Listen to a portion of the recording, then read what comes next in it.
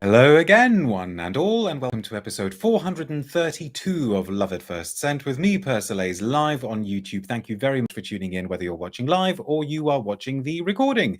We've got another list in store for you today, and also a slightly croaky-voiced Persolaise. This won't mean anything to those of you who didn't watch the live, but I've just come off the back of a video that turned out to be much longer than expected. I don't normally carry on for this long, and I don't even have a sip of water here. Anyway, that was very, very poor planning on my part.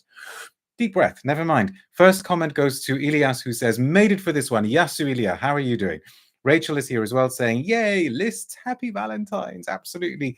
By the way, I know that a lot of you may not observe such things, but it's kind of rather difficult and conflicting, the fact that this year Valentine's Day falls on Ash Wednesday. That's somewhat problematic. Anyway, Keith is here as well, saying Valentine's Day bar humbug. You go and mark Ash Wednesday then. Power Connection is here too. Dushan says, Rachel, prepare your Dolce & Gabbana red bottle. Ah, yes. Roses and Dragons. Hola, says Dennis. This is going to be good. Making prawn tacos and watching your live, says Shan. We need an invite to your house, Shan. You cook up a storm, don't you? And is there going to be coconut with the prawn? Because you're based in Sri Lanka, right? You must get some really, really nice prawns and good coconut. Oh, let's just turn this into a Valentine's recipe swapping episode, shall we? Anyway, Tracy says, looking forward to something not too soppy. No, I don't think these are soppy actually, but what I will do is I will try to keep this brisk, and I won't allow myself to go on for a whole hour, because I think if I did, I would have one mightily annoyed Madame Persolaise waiting for me at the other side of these videos. Maudlin, yes, I know. Sorry, Catholic girl, no chocolate for you. I know. I mean, what do? Because you can't change Ash Wednesday, but I suppose you could kind of change Valentine's Day, and you can have a complete pig out and do like Shrove Tuesday and Valentine's Day the day before. Mind you, those of us with Polish heritage already did Fat Thursday a few days ago and completely went overboard on the donuts. Therefore, the red sweater, says Mirish. Thank you very much for getting us back on track. Yes. So, you know that for my top 10s, I like to go with loose themes for the lists, loosely cohesive devices, very, very, very loosely.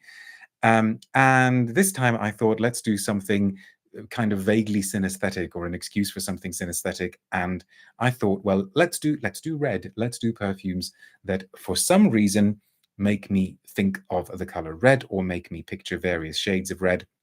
This is the kind of stuff, as with all of these lists, that is so subjective. You know, feel free to throw in your own red perfumes. Maudlin says that's actually where we have our Shrovetide buns traditionally here in Denmark. Fat Tuesday. There you go. Alcoholic Nun says Naima always struck me as the Guerlain more befitting of a Valentine's list. Samsara is exquisite, though. See, now, I did wonder, there is a Guerlain here, and I did wonder about Naima, but I thought I've spoken about Naima so much, and I'm not sure that Naima actually makes me see red, so to speak. I need to be careful with that expression. So Naima is not the Guerlain that is heading your way. But let us start, and let us begin with the one that's in the thumbnail, because you will all obviously going to know what it's going to be. And it's kind of a very, very obvious one. This, I think, is genuinely a red perfume. It is called Rouge, of course. It is from Comme des Garcons from 2020, credited to Nathalie Gracia Seto. And it is their Rouge. Can you see that there? Such a wonderful piece of work, one of my favorite perfumes of that year. Let's see, and we will, I promise we will try to get through these quickly. I also thought about different shades of red, you know, trying to kind of consider different shades of red. Is that going to work? Will that? Oh, look, it's happy so far. Let's leave it there for the moment. Now, what's red about Rouge is a very, very, very marked beetroot note. Speaking of Poland and Polish customs, Mirish says, yes, beetroot, literally red. I mean, it really, really is. But the associations work there as well, because you get a hint of maybe something rhubarby.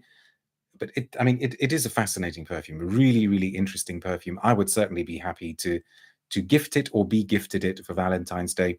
There's an incense note that runs through it as well. One of the best things we've had from CDG in recent years. Rouge is crazy beetroot, says Tracy. So as I say, I tried to pair these up with specific shades of red. I'm not a visual artist, and you know, I only know the sort of really obvious shades of red. But what did I think of? Oh yes, now this was one that I had to look up because I kind of looked at different types of shades of red, and I think the one that to me most tied in with this perfume was something called Venetian red. Now I don't think that's this red. Somebody, I mean, what would you call the red of my jumper, of my sweater? It's, I mean, that's not, this to me almost feels like a sort of candy apple red, which I'm tying in with another perfume, you know, like when brands like, you know, KitchenAid and those sorts of household do their colors. I don't know what you'd call that. I think the sweater is coral red, says Gavin. Actually, yes. Yeah, I suppose it is. Yeah, I would. The sweater is tomato red. Now, see, not as I'm looking at it here, because then, you know, we've got to deal with different screens. But like, look, it's very, very different from the red of that rose. Your sweater would be vermilion, says Angeline. Magenta. Yeah, just throw any name of red. This is what happens when we all watch on different devices, because I don't know what you're seeing. Orosiro says, if someone got me Rouge for Valentine's Day, I would think they were very cool, but I might wonder if they were too cool for a long-term relationship. Oh, wow. Tough crowd. You can be cool, but not too cool. Let's not have a blue and black, gold and white here, says Scent Genie. Oh, no, I know. Let's not. Gavin says, Estee Lauder used to do a lipstick in that color called coral. In this one, yes. Yeah. But what if what you're seeing is not what's here? So Rouge starts it off. If you haven't tried it, it's kind of red, but it's also, I think Venetian red is meant to be quite a kind of serious, almost like a sort of dusky red, isn't it? And that's why I went for that, because it's a kind of low down, sort of bassy red, quite a dark red. Okay, let's move on. Another one for Valentine's Day. Let's do this one actually, because it looks as though 2020 was a good year for reds. This is credited to Barnabé Fillon from the brand Aesop. This is Rozu. And I guess, what with it being Valentine's Day, what with the theme being redness, we're going to have, I suppose, more than our fair share of roses here. But that's okay. Samsara is dark red, says Oriana. Samsara is not the Guerlain on this list. Actually, I know I don't label these for these lists, do I? Because we don't do blotter updates and things. Rozu, I haven't smelt for a while, but I remember being really, really taken with it. I think this one I put on my top 10 of the year as well, didn't I? I can check. Mirish says Venetian red is more red-brown, I think. Yes, and I think that's why I went for that. Now, the red that I've decided to go for the Aesop is something called carmine red. And let me look at that shade there. Where was it? Because I thought, yes, right. So from what I'm seeing on my other screen here, carmine red is somewhere at a kind of meeting point of primary red, but also brown and almost maybe pink. It feels, I mean, I suppose it's not, no, I guess this is sort of more fuchsia-like, isn't it? But look up carmine red. Again, it's a deep red. Let's smell Rozu. I should wear this more often. This is what made Rozu great, is that it's one of those real entire representations, or representations of the entire rose plant. You've got the stem, you've got the petals, you've got the thorns, you've got the leaves, and yet it also manages to do that in a way that's completely different from when Frédéric Malle did it for in Une Rose, which is now called something else, Rose Tonnerre or something like that. It's really striking, and I guess it has a kind of sharpness to it, which is interesting too. Rozu is fun but so weird, says Eric. So I like the weirdness of it. I like the fact that the Frédéric Malle is a very, very kind of straight, literal, photo real interpretation of, or presentation of, a rose. Rozu maybe does feel like it could be a rose growing on a planet that is similar but not exactly the same as ours. It has a peppery scent in it, says Power Connection. Yes, I agree. Dennis says Rozu is a complete rose. Great scent. A carmine is the same as, how do you even say that? Cochineal? I have no idea how you say that word. Is that your favorite, Aesop, says Bry? I love Will, just like being in... No, my favorite is still Marrakesh. Marrakesh Intense. I do like it. So we've got two reds, 8 to go. There is a +1 in this party. Let's move on then. Let us go to... Should we just do the other one that's from 2020? I think we may as well, because there are 3 from 2020. This one, it came to my mind immediately as soon as I started thinking of doing this list. But then I thought, well, why? Why am I thinking of this as being red? And then afterwards I looked at the juice and I thought if maybe, sort of subconsciously I was being influenced by the color of the juice. But because this perfume is a jasmine. So it's from 2020, as I say, Christopher Sheldrake's Fils de Joie for Lutens. And look at that juice there. And this isn't the real color of the juice. They have used artificial coloring here. But then I started, I really did try to think of why did this make me think red? And there's something both sort of like fragile, vulnerable, and dangerous about it. And so I thought about blood red being its color, and I know that it isn't blood red particularly. I mean, it's not really. It's more like red currant, berry red. How do you rank Fils de Joie compared to the other Lutens jasmine? Well, it's pretty different. I mean, it's a sort of stickier, sweeter jasmine, but I adore it. Again, I say that Rouge was one of the best things we've had from Comme des Garcons for a while. I think Fils de Joie is one of the best things we've had from Lutens for a while. Sharon says, yes, Fils de Joie feels red to me. There's a rosiness to the jasmine. Okay, yeah, maybe a jamminess. As I'm smelling it now, I didn't remember it being quite so jammy, almost like maybe a kind of strawberry-ish rosy, rose strawberry feel to the jasmine. But it's also very, very nocturnal, very rich, very deep, very physical. I mean, really, really beautiful piece of work. I think it can kind of trace its lineage to the jasmines that are like Andy Towers' Maroc, Le Maroc pour elle, which is again another beautiful jasmine, very kind of real smelling somehow, very earthy. I would stop short of carnal, says Polpo. It's not carnal, but it is somehow physical, maybe visceral rather than carnal. Dennis says, one of the few Lutens I still need to get my nose on. A good reminder for the to-do list. They've just announced a new one, haven't they? Isn't it something, another Vierge or fille? Is it another fille? Is it another virgin or another girl? I can't remember. I hope to be able to smell it soon. Fils de Joie is very dense, says Eric. Yeah, I'm glad you agree.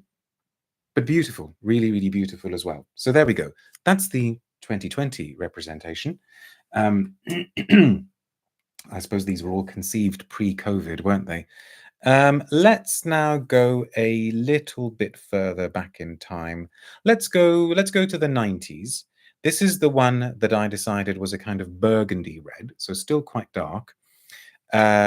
Composed by the legendary Michel Almarac from L'Artisan Parfumeur. This is Voleur de Rose, the rose thief, the rose stealer, I suppose.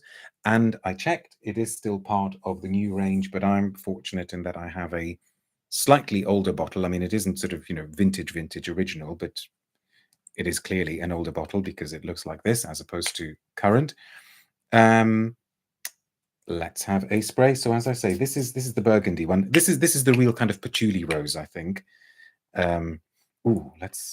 And again, one I haven't smelt for a while. These lists always make me want to kind of have wardrobe reshuffles, cabinet reshuffles. So I wear things that I don't often wear. This is again very, very bassy and definitely burgundy, I suppose, because of that patchouli connection. But it's kind of got a sort of booziness to it as well, which is a nice link with burgundy in a way. That's a huge patchouli, says Bry, like a landing pad of patchouli with roses. Yeah, but I like that about it. This is a nice one to me, says Power Connection. I know smelling it now, it's somehow, I mean, definitely red, burgundy red, but friendlier, I think, than I remembered it. I mean, I suppose he's a kind of charming thief, or she is a charming thief, this particular Voleur de Rose. Seductive thief. Voleur de Rose was amazing, says Lady Monet. Wish I'd stocked up on this when TK Maxx had them for £20. Yes, do you remember when they went through this weird phase where you could get l'artisans? I mean, it must have been because the repackaging was coming, and so they had lots of stock to shift. I don't know. Much more dank, though, says Alcoholic Nun. Ooh, but you're talking about another one, aren't you, Alcoholic Nun? Sorry. But I think smelling it now, it's that kind of gentleness that Michel Almerac is so good at doing in his scents that are perhaps ostensibly geared at masculine tastes. He is so good at, I mean, he's made some of the best masculines of all time. Oh, Alcoholic Nun is saying, no, Voleur de Rose reminds me of a more dank Agent Provocateur. Oh, I haven't smelled that for the longest time. I would need to refresh my memory of that. What's Ilona saying? I just bought Chanel No. 5 Eau Premiere. I'm looking for a classy signature fragrance, all occasions, all seasons, but now I have doubts. Should I choose Coco Noir instead? What would you suggest? Oh, we can't get sidetracked, but everybody else will be very, very happy to help you. I would say always just go with the one that you want to go. Okay. So that's the fourth one. And now let us go. Where should we go? Where should we go?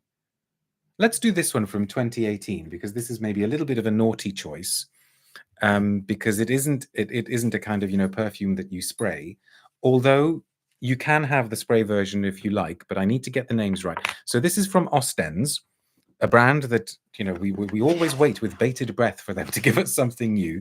But you know how in their range they've got one scent which is called a preparation, which is basically an oil that has been diluted, you know, in a solvent, and then they've also taken that oil and made it the star material in a perfume that they've called an impression.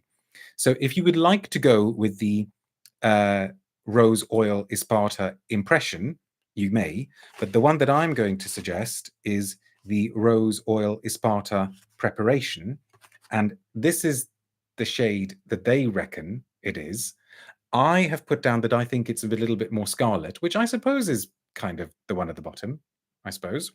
And I don't want to say that it was composed by Dominique Ropion, because obviously this is just a rose oil that has been diluted, and they tell us what the concentration is. So this is 1/25th.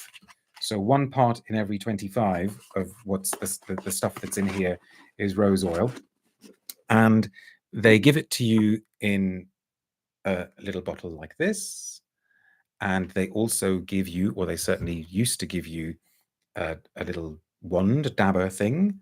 But I will do the thing that you're not meant to do and waste some of this precious oil on a blotter, but I'll just do a little bit. And yeah, I mean, clearly this is rose, right? But it's a very, very amazing quality rose. It's an LMR rose. And I suppose this is also could be a sort of belated tribute to Monique Remy, who passed away a while ago. She is the MR of LMR, of Laboratoire Monique Remy, created the company, set up the company that now gives us some of the most precious, most beautiful naturals. They were acquired by IFF some time ago, but IFF, I think, were committed and continue to be committed to ensuring that LMR carry out the work that they have always made their raison d'etre. So rest in peace, Monique Remy, and thank you, Dominique Ropion, for all the work that he's done with these LMR materials. I mean, this is it is like absolute rose perfection. Alcoholic Nun says, yes, very fortunate to own a bottle of that one, adore it, but won't be able to purchase another bottle unless I travel to Paris. Now a bell jar. Oh, you're talking about something else. You're talking about Lutens. This is what happens when you read comments out loud. So this is just the most heavenly rose. It is dusky, honeyed, peppery, creamy, dark, impassioned, assertive, but also generous, and just really, really fantastically, beautifully, gorgeously scarlet. It is amazing, and it makes me think that winter just needs to hurry up and go away, because I want the roses to start blooming in the garden, but I probably need to wait until May for that. Although, having said that, we've already got hyacinths in the garden. I mean, it's not even mid-February yet. And so we have done 5, which brings us neatly to the halfway point. So maybe I should do the Guerlain now, because that also comes in a tiny little dinky bottle. Shan says, I got a Dior Addict from 2003 in perfect condition. Wow, well done you. That'll be my Valentine's Day perfume. Have you opened it yet? Well, sorry, obviously you have, because you know it's in perfect condition. Tell us about how it smells. Okay, you're all still talking about what Alcoholic Nun is talking about. Let's do the Guerlain. So this is from 2012, officially credited to, well, I think officially credited to both Thierry Vasser and Delphine Gelk, although it's becoming a little bit hard to kind of keep track, because of course the original idea for this particular perfume back in the day did come from Delphine Gelk. You guys know what I'm talking about now. So don't shoot the messenger, because I know that if we're being really, really cool and above all of the commercial stuff out there, we're not supposed to rate this scent. But I actually think that it kind of works quite well, and it does what it does very well. It is, of course, the runaway success that turned out to be the runaway success, La Petite Robe Noire. But this is the extrait version that has had a few outings on this channel before. My tiny, tiny little bottle, I think it's a 7.5 ml bottle of extrait. There you go. You'll be able to see it more clearly there. And this is the cherry red. This is the dark cherry red, and it's kind of, I am fond of original La Petite Robe Noire. I'm really, really pleased that it turned out to be a big success for Guerlain.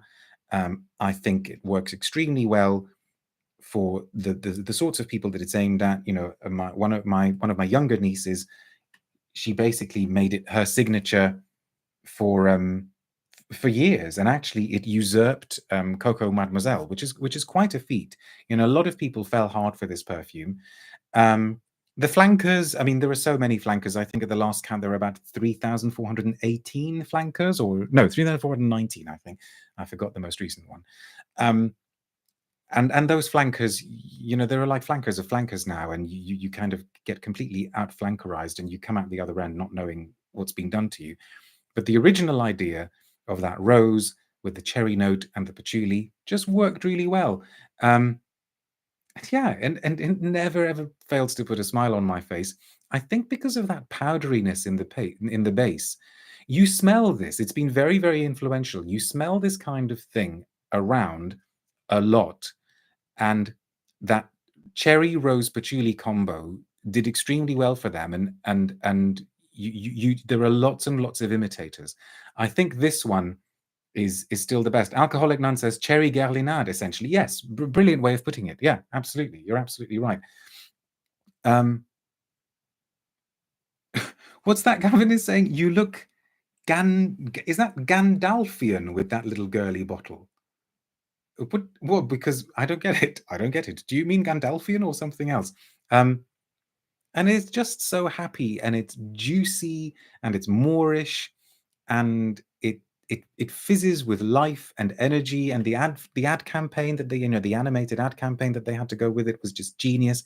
It really, really worked, and I was so pleased that it was a success for them. But maybe you know, maybe they should have stopped at the 2000th flanker. Oh, Gavin says, yes, you're doing some Lord of the Rings size effect by using a tiny little... Oh, I see. Okay, so like the bottle's the Hobbit and I'm the... Okay, fine. Eric says, we'll have to agree to disagree with that creepy ad. Oh, okay, you find it creepy, do you? Okay, fine. Let's move on. Let's move on. Let's go to the one that is, in some senses, the oldest, although I definitely do not have an original version of this. In fact, I have quite a recent version, because I think over the years it kind of kept getting modified and tweaked and became a little bit sad. And when I reviewed this version, I said that maybe somebody somewhere, you know, the powers that be at the brand's parent company, which is Pooch, maybe somebody decided to kind of revisit it and give it a little bit of a cleanup. So this is, I guess, technically from 1872, composed by William Penhaligon. It's Hammam Bouquet.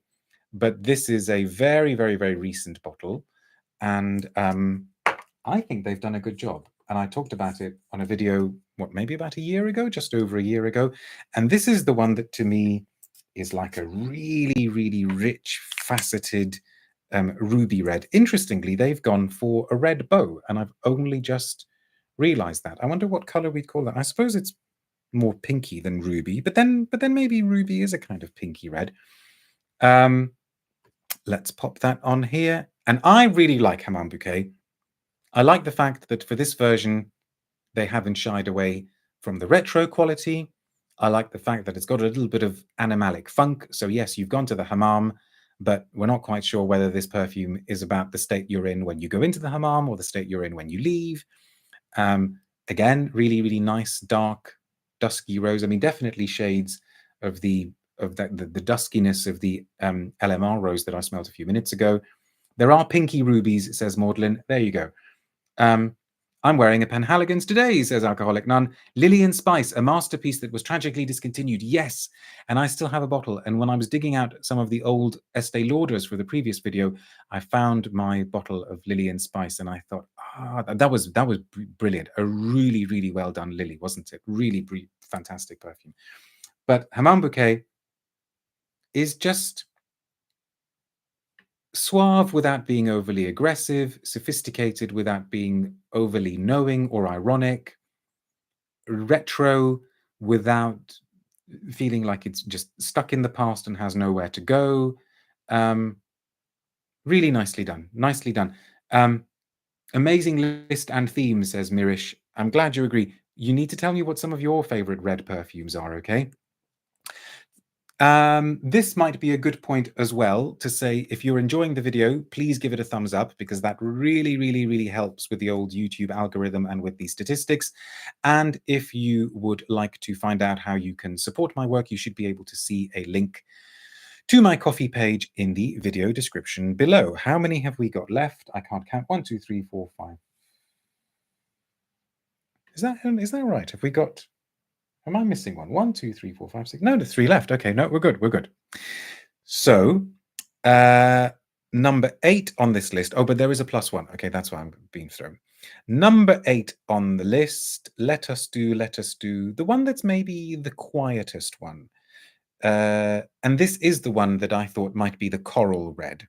From 2004, from the Hermes collection, this is another rose. It's Jean-Claude Ellena's Rose Ikebana. As you can see, I'm quite fond of this one. I have another little Nomad bottle of this. I really, really like Rose Ikebana. I think it does what it claims to do extremely well. There is something about it that is somehow genuinely Japanese feeling. It's meant to have a kind of sake, rice paper, rice powder note. It's just so delicate and heartfelt and genuine and convincing. You know that, like, for example, when you're looking at paintings, and as I say, my knowledge of the visual arts is very, very poor, and but one of the ways that you're told you can kind of find your way into a painting or an interpretation of a painting is to think what the artist may have been thinking or feeling as they were painting it. You know, what kind of a state of emotions may have led to this particular brush stroke as opposed to that particular brush stroke, or this shade of yellow as opposed to that shade of yellow, whatever. When I smell Rose Ikebana, I just always think that Jean-Claude Ellena must have been feeling so supremely tranquil and at harmony with the world, but also that he had reached this point after having gone through a very, very difficult time. There is something very, very, very tender and aching, and yes, I don't want to say tearful, because it's kind of like post-tearful about it. But you know, when you've gone through something really, really difficult and you don't have any more tears to shed, but you realize that actually this is how it's got to be. You've got to accept what the fates have decreed, and you know that you have to get rid of any bitterness or resentment or bile that is within you, because otherwise you won't be able to function very well in the world. That's what Rose Ikebana has always kind of brought about this Zen feeling. A very, very emotional scent, actually, for something that is so quiet. I don't know how he's done it. You know, there's a kind of a lychee feel in there. There's definitely something woody, iso-y, supery, cedary going on. For all I know, it doesn't even contain a single drop of natural rose. Knowing Jean-Claude Ellena, it may not, because he was a master at creating illusions using synthetics. But it's beautiful. It's really, really, really beautiful. Really, really tender and heartfelt. Exquisite piece of work. Gavin says, is it the forgiveness of the finale of the Marriage of Figaro in perfumery form? See, my knowledge of opera is even worse. I'm a real Luddite when it comes to... Let's just say yes. I will say yes. Grace Coddington wore this one as well, says Eric. Ah, interesting. That would have been interesting. I mean, I've never met her, but it would have been interesting. Right, so 2 to go from this range. The next one is almost like opposite end of the scale. It's a really, really, it's very, very kaleidoscopic. And I don't just see red in this perfume. But if I do see a red, then it's a really, really fantastic crimson. This is by Bertrand Duchaufour, released in 2018 from Neela Vermeer's brand, Neela Vermeer Creations. This is called Niral, which, unless I'm mistaken, was inspired by silk fabrics, sari silks, and like all of the best perfumes, it takes a little while to get going, so you need to be patient with it. You need to give time to develop. And it's kind of violet and iris and very, very vivid woods, but it's just dazzling. It's so beautifully dazzling. It's got a kind of retro lipsticky quality to it. Niral is a textural delight, says Eric. Yes, absolutely. And, you know, it's no surprise that it was inspired by sari silks, right? It's just the color and the dazzling exuberance of India. It's fireworks of color. I mean, such a delight, such a delight. And you know, coming off that, because I don't think I've ever smelt it straight after smelling Rose Ikebana.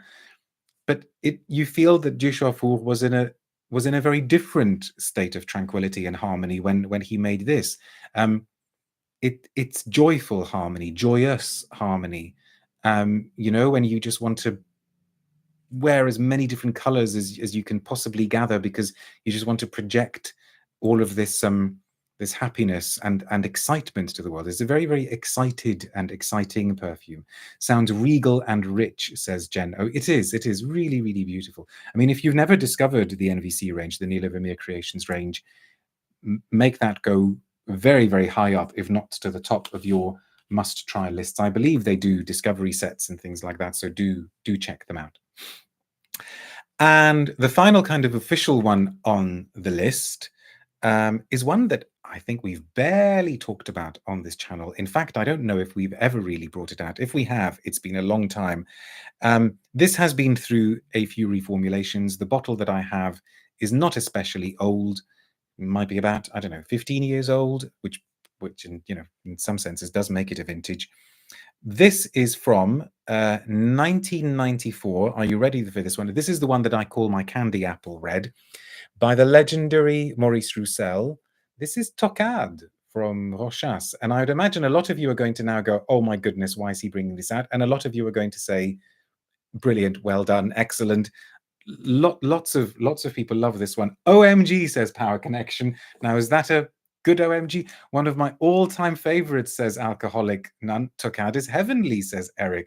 Wasn't expecting that, says Alcoholic. There you go. There you go. Let's have a spray. Tocade is so kind of under the radar now, isn't it? And unfairly so. I did check, and they do still make it. It is still available, because wherever possible with these lists, I try to give you perfumes that are currently in production. I managed to have a bottle of the extrait, says Eric. Was this on your Barbie list, says Gavin? Oh, I wonder. I can't remember. And actually, the Barbie list wasn't even that long ago. Anyway, so what is this? This is, in many ways, just a kind of classic vanilla rose. But, oh, Alcoholic Nun says, Tocade is brilliant, like a jammy rose exalted by lemon and shortbread cookies. Perfect. I can't beat that description. Sharon, that's very, very kind. Thank you so much. Love a themed list, says Sharon. So do I, because it means I get to... The thing I love about these lists is that more often than not, you have smelt a lot of the perfumes on them. And so we can genuinely kind of interact and exchange views. Thank you very much, Sharon. But yeah, absolutely right. Lemon, shortbread. What else could I add? I don't know what else I could add to it. I suppose woody notes. I mean, there is... The vanilla comes across as quite woody, and there's something... So I wonder if I would say lemon, or almost maybe heading in the direction of, maybe I would say something a bit more sort of boozily fruity, like some kind of a cherry pie type of feel. But it's great. It is genius, and it's kind of it's kind of trashy in the nicest possible way. Professor Gothic says the vintage and the current formulation do differ to my nose. Oh, I'm sure they do. I'm absolutely sure they do. I've no doubt that they must. You know, a perfume from early mid-90s is going to smell different now for all sorts of different reasons. So there we are. Plus one coming your way, but this is the official top 10 for Valentine's Day. Whatever you're doing for Valentine's Day, whether you're not celebrating it or marking it in any way at all, I hope you have a great day. You know what's coming next. There is no way that I could get through a list, you know, a video on the theme of red without talking about one of my favorite perfumes of all time, because of course it happens to have the word red in its name. So you know what's coming now. We always want any excuse to talk about this, but I think I haven't shown you this bottle before. This is a bottle that I managed to pick up. Maybe I did. This is the bottle that I managed to pick up in the south of France a few years ago. This is 200 mils. So just for scale, okay? This is 200 mils of my beloved, gorgeous Abbey Rouge, the EDT, which is still the best version. None other than Thierry Vasseur himself agrees with me that the EDT is still the best version. Let's have a spray. Any excuse to smell Abbey Rouge.